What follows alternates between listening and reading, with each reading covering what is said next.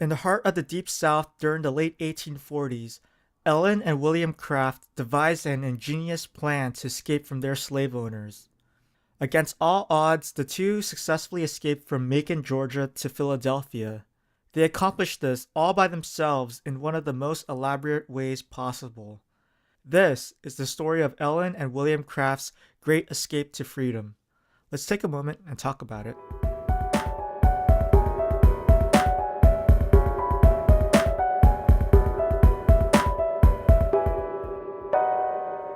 Hello, hello, hello, and welcome back to Moment of Zen, a podcast about everything and nothing. I'm your host, as always, Johnson Zen.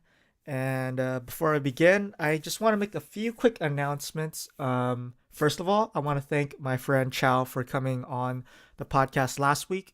I know it was really last minute, but I hope it turned out well. And I hope you all enjoyed having her on as well. The second big announcement I want to make is that this will be the last episode for season 2.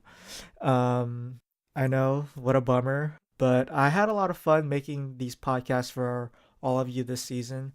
I'm still learning and trying to improve myself as a podcaster, and I know I always say this, but I just want to thank you all again so much for your support and for listening. I hope you all have a really wonderful holiday season with all your friends and family. And as 2018 comes to a close, I wish you all an even better 2019.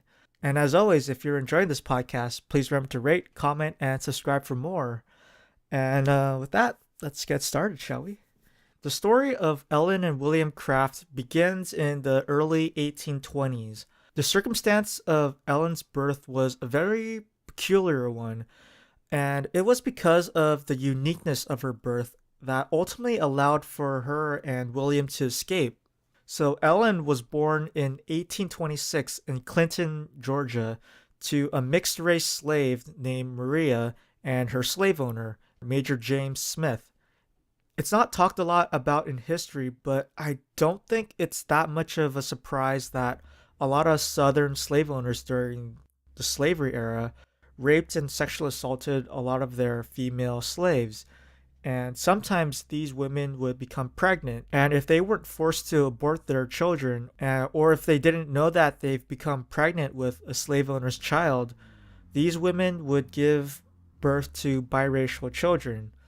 Of course, they weren't recognized by the slave owners to be their legitimate children, and so they treated them like any other slave. Thomas Jefferson, the third president of the United States and one of the country's founding fathers, he's probably one of the most famous examples of slave owners having sexual relations with a female slave. Although biracial slaves weren't uncommon, I don't know that many cases where a slave owner would then go and bear children with someone who was biracial. I don't think that this is too common though, but finding the actual statistics on this was pretty much almost next to impossible, given that the records were so poorly kept back then, especially when it came to slaves. In Ellen's case, her mother Maria was biracial and was ethnically about 50% African descent and about 50% European descent.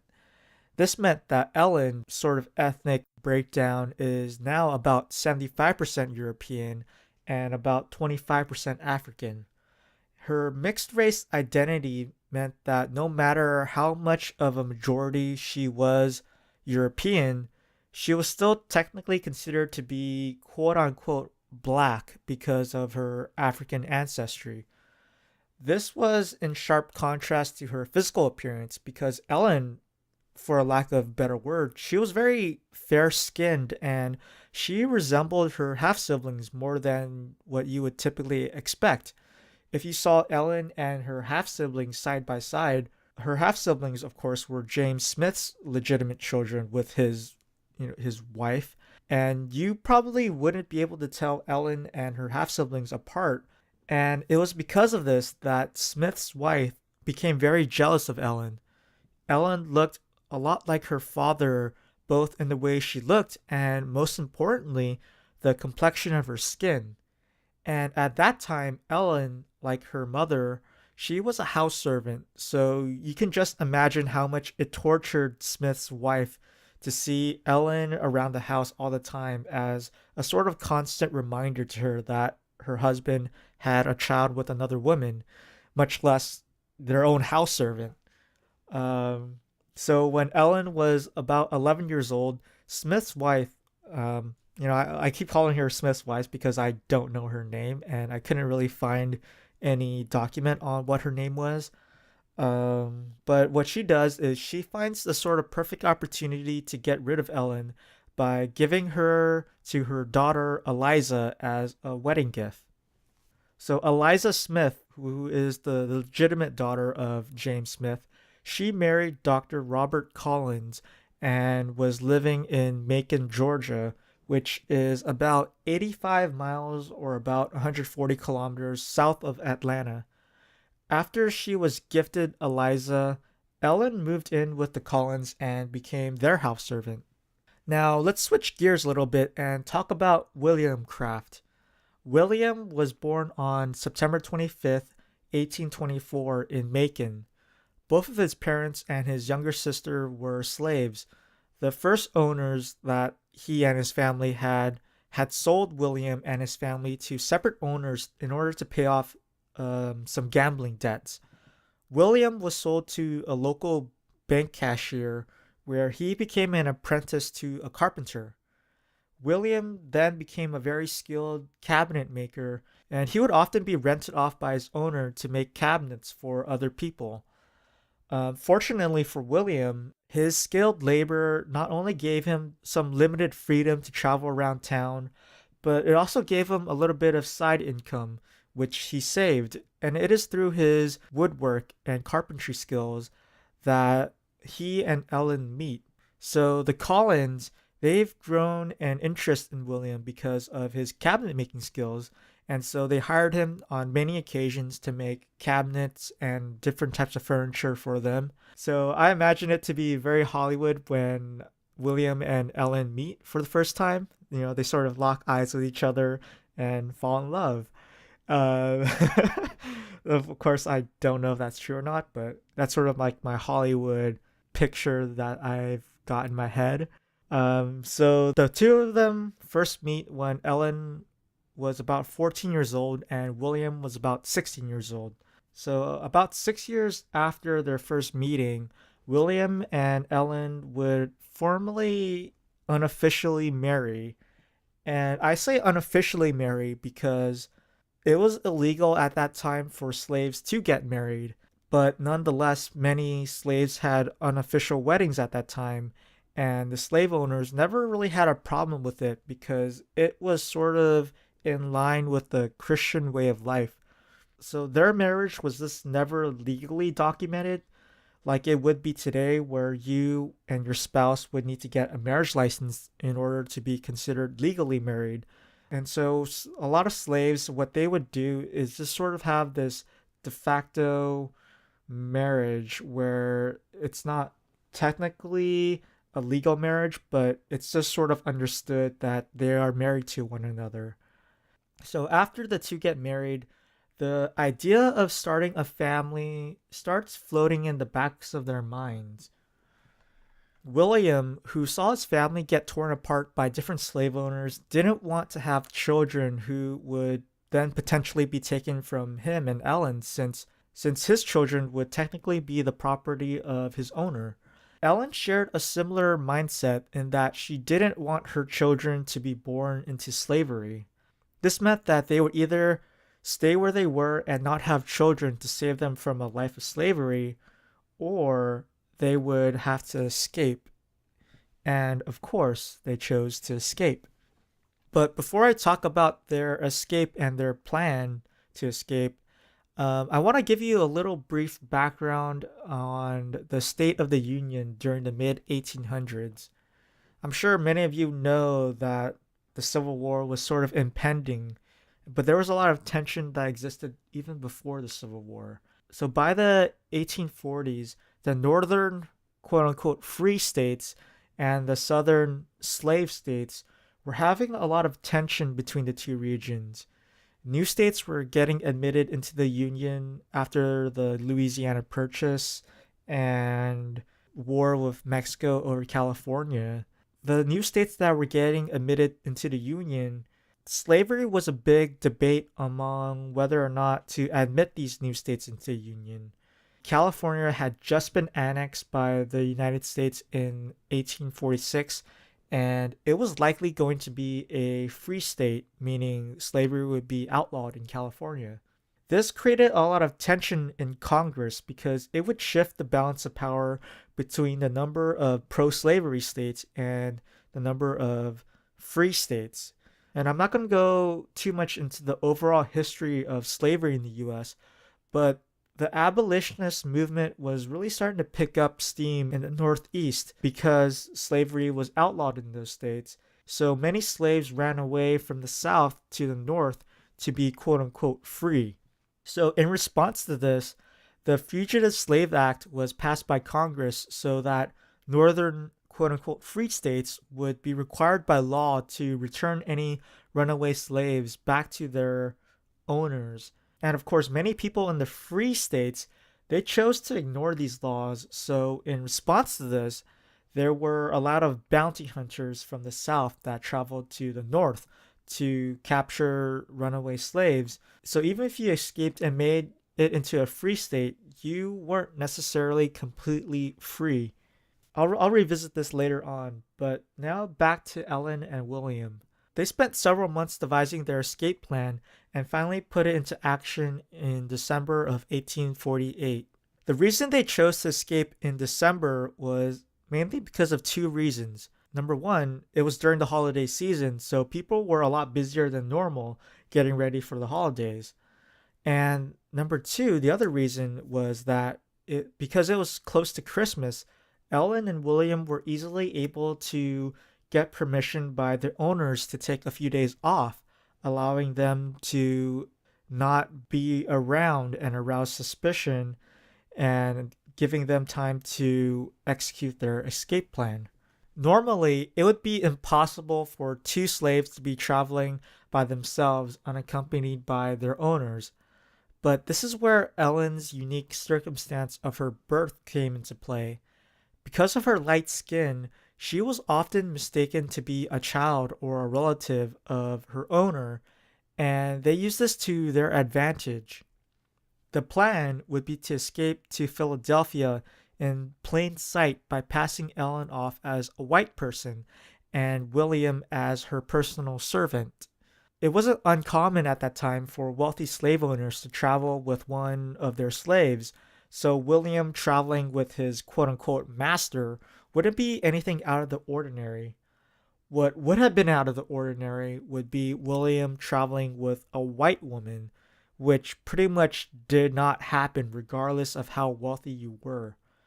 Women chose to travel with a white women who chose to travel with a servant would almost never travel with a male servant. And it was because of this that William helped Ellen dress up as an old man to pass her off as his master. So what Ellen does is she gets her hair cut short, and William, with his money that he saved up from his cabinet making throughout the years, would take care of all the expenses. He bought her a suit and dressed her up as best as he could to make her look like a man.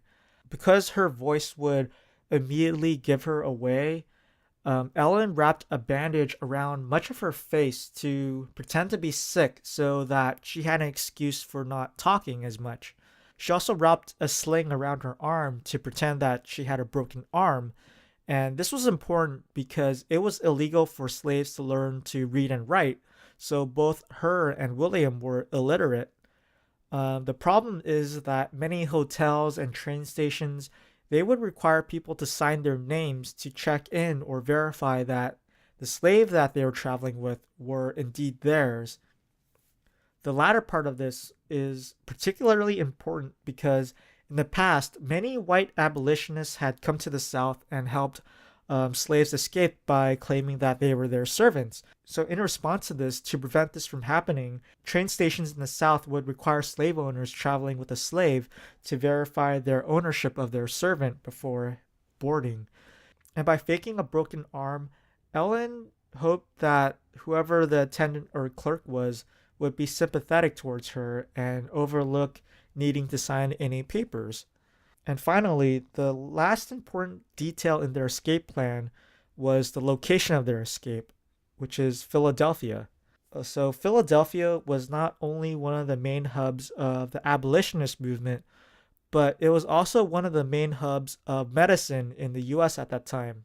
So, this is really important because it sort of fits perfectly into their narrative. Ellen would be dressing up as a sick, wealthy slave owner who was traveling to see the best doctors in the country, which was located in Philadelphia at that time. So when buying train tickets or when people asked where they were going, saying you're going to Philadelphia to see a doctor would make perfect sense, and that didn't arouse any more suspicion.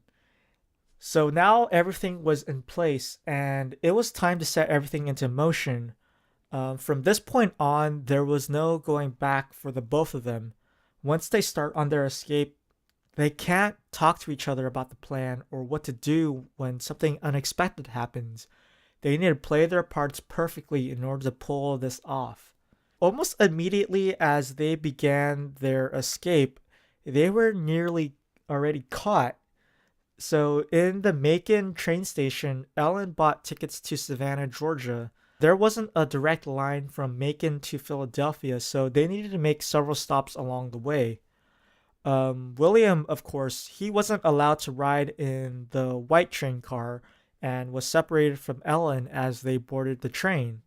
So as soon as William gets onto the car of the train, he spots the owner of a cabinet maker shop on the platform, who William, of course, recognizes. And though it's not really stated anywhere, I assume it's one of those movie moments where both William and the cabinet shop owner maybe quickly see each other from afar. And so the cabinet shop owner, he begins questioning the ticket seller, and he makes his way to the train to look through the window just to confirm whether or not he really did see William. At this point, if he gets caught, he's likely going to get killed, and they will easily trace William back to Ellen, and her disguise will be found out too. Because of where William is in the sort of segregated car train, there's no way for William to warn Ellen about the situation because he can't go into the white train car. So instead, William does the typical sort of Hollywood thing by slouching down on his seat and turning his head away from the window. And, I guess Hollywood is right because it worked. The shop owner looks through William's window and he doesn't see anything, or he doesn't see anyone that he recognizes, and he continues onward. And before long, the train sets off on its way and William was safe. If this couldn't get any more dramatic and suspenseful, meanwhile, in Ellen's train car, she sits down on her seat and begins staring out of the window the entire time to sort of avoid any eye contact with any of the passengers. So finally, as the train has been moving along for some time, she finally turns her head back to face the inside of the car train, and she discovers that the person sitting next to her was a close friend of the Collins, whom she had met many times before and had known for several years. And he had also recently had dinner with the Collins, so the man sitting next to her was familiar with Ellen and how she looked now as opposed to when she was a young girl. Ellen's first thoughts in her head was that, oh, maybe he knows that she had escaped and that he was here to bring her back to the Collins. But to her surprise, the man turned to her and greeted her saying, quote, "It's a very fine morning, sir." End quote. Yeah, that's my Southern gentleman accent.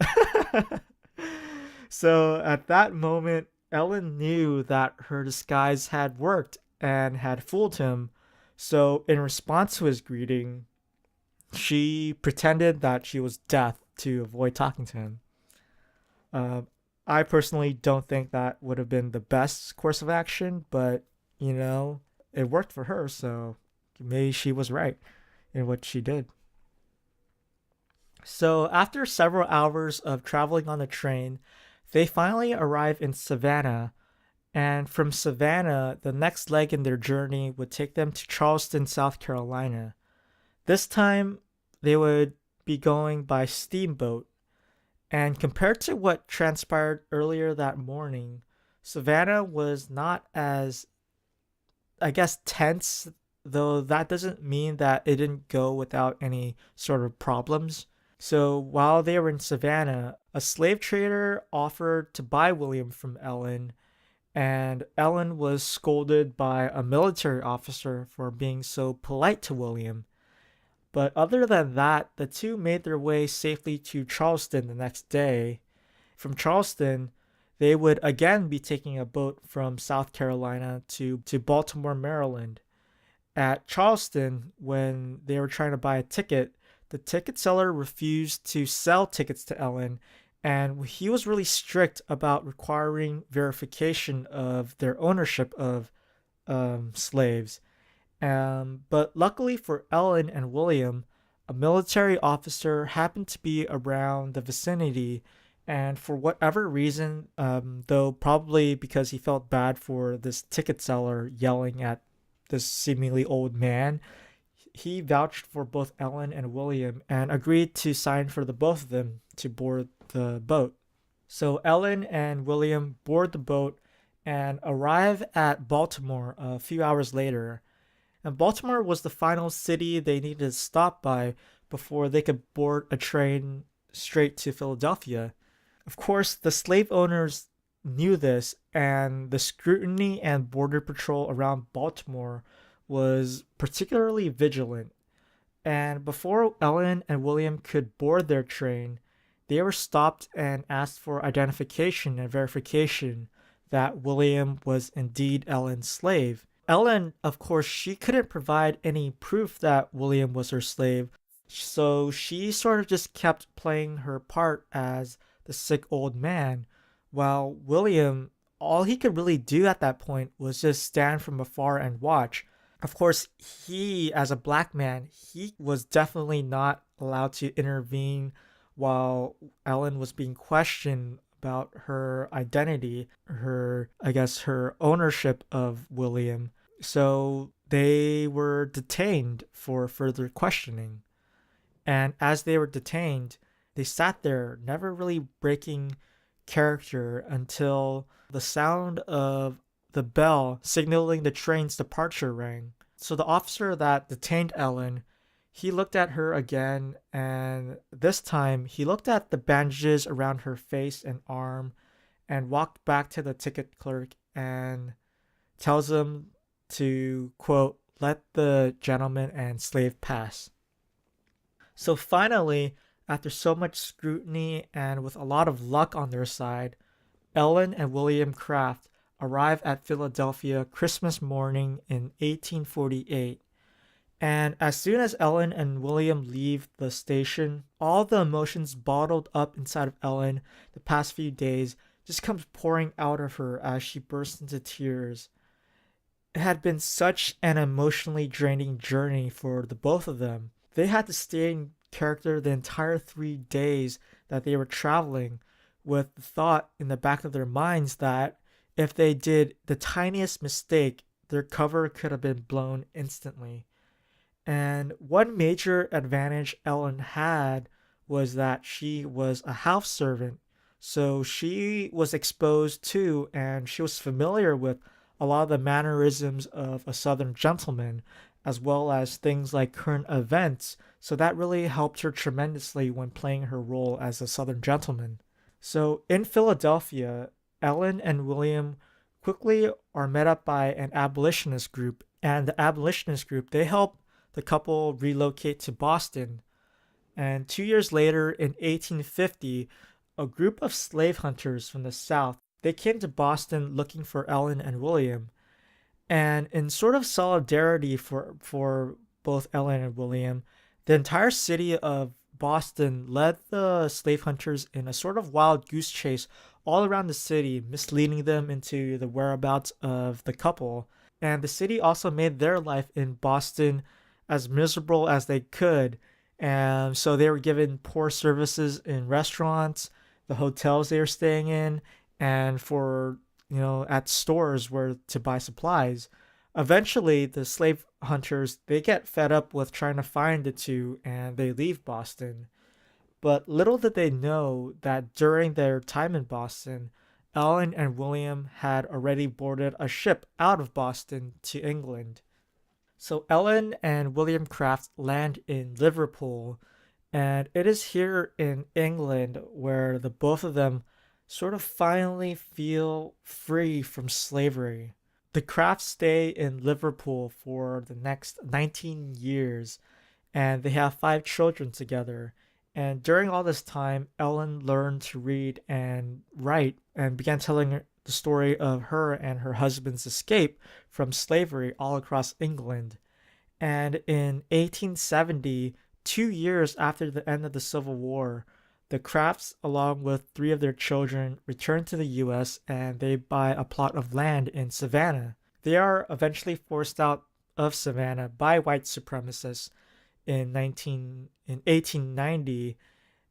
So they moved to Charleston, South Carolina, to live with their daughter, who was also named Ellen, um, who was, of course, named after her mother.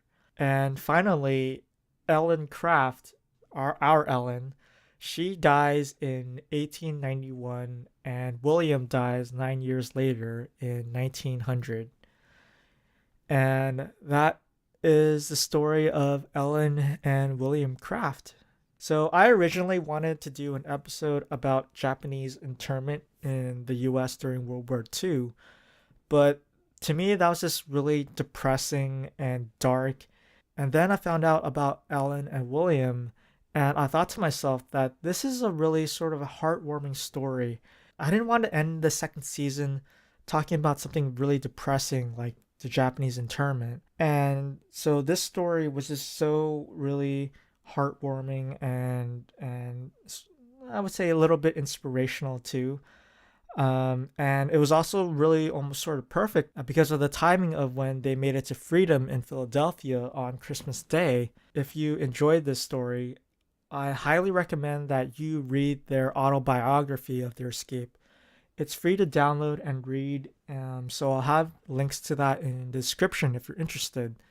The title of their book is called Running 1,000 Miles for Freedom, and I'm sure they had the best Christmas of their lives on that day when they made it to freedom 160 years ago. And this is it. Again, happy holidays to all of you. This is the season 2 finale. I hope you enjoy it. I hope you embrace it. And of course, thank you all so much for tuning in. This has been your moment of Zen. And until next time, take care and stay fresh. See you next year.